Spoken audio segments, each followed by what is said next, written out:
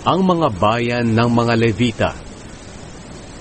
35 Kabanata. Sinabi ng Panginoon kay Moises doon sa kapatagan ng Moab, sa tabi ng Hordan malapit sa Jericho. Sabihin mo sa mga Israelita na bigyan nila ang mga Levita ng mga bayan na titirhan ng mga ito mula sa mga lupaing matatanggap nila.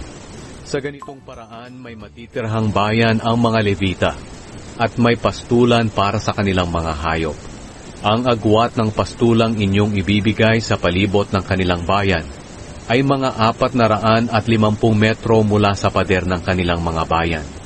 Pagkatapos sumukat kayo ng 900 metro sa bawat direksyon ng bayan, sa silangan, sa timog, sa kanluran at sa hilaga, kaya nasa gitna ang bayan nito. Ito ang pastulan para sa mas malaking mga bayan. Bigyan din ninyo ang mga Levita ng 6 na bayan na magiging lungsod na tanggulan, kung saan makakatakas papunta roon ang taong makakapatay ng hindi sinasadya. Hindi ito kasama sa 42 bayan na inyong ibibigay sa kanila.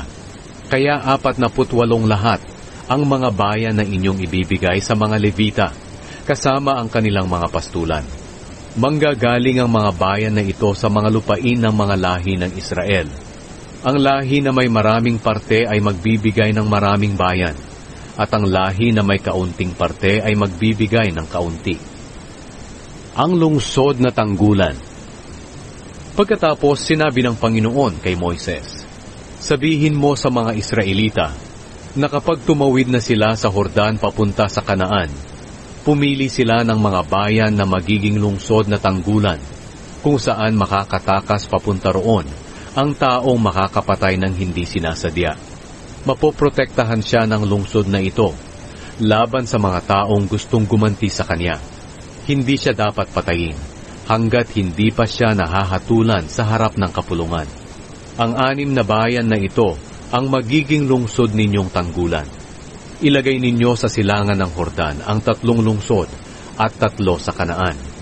Ang 6 na bayan na ito ay magiging tanggulan hindi lang ng mga Israelita, kundi pati ng mga dayuhan na naninirahan kasama ninyo, para ang sinuman sa kanila na makapatay ng hindi sinasadya ay makakatakas papunta dito. Pero kung hinampas ng isang tao ang sinuman ng bakal at namatay ito, ituturing na kriminal ang nasabing tao at kailangang patayin din siya. Kung binato ng isang tao ang sinuman at namatay ito, ituturing na kriminal ang nasabing tao at kailangang patayin din siya. O halimbawa, hinampas ng kahoy ng isang tao ang sinuman at namatay ito, ituturing din na kriminal ang taong iyon at kailangang patayin din siya. Ang malapit na kamag-anak ng pinatay ang may karapatang pumatay sa kriminal. Papatayin niya ang kriminal kung siya'y makikita niya. Kung napatay ng isang tao dahil sa kanyang galit ang sinuman sa pamamagitan ng panunulak o paghahagis ng kahit anong bagay o pagsuntok, ituturing na kriminal ang nasabing tao at kailangang patayin din siya. Ang malapit na kamag-anak ng napatay ang may karapatang pumatay sa kriminal. Papatayin niya ang kriminal kung siya'y makikita niya. Pero halimbawang ang isang taong walang sama ng loob ang nakapatay sa isang tao na nahagisan niya ng kahit anong bagay, o natulak na hindi sinasadya, o nahulugan niya ng bato nang hindi niya nakikita. At dahil nga napatay niya ang tao, kahit hindi niya kaaway, at hindi niya sinasadya ang pagkakapatay sa kanya, dadalhin pa rin siya sa kapulungan kasama ng taong gustong maghiganti sa kanya, at hahatulan siya ayon sa mga tuntuning ito.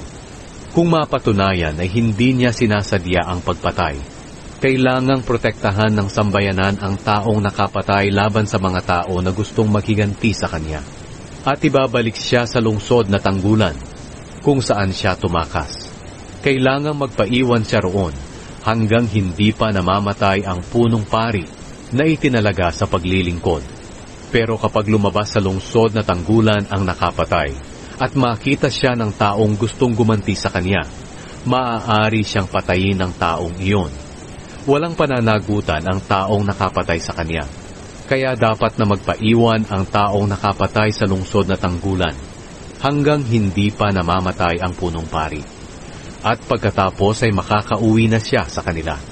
Ito ang mga tuntuning dapat ninyong sundin hanggang sa susunod pang mga henerasyon, kahit saan kayo manirahan.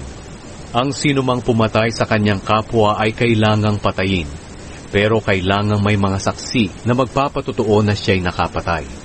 Kung isang saksi lang ang magpapatotoo, hindi papatayin ang nasabing tao.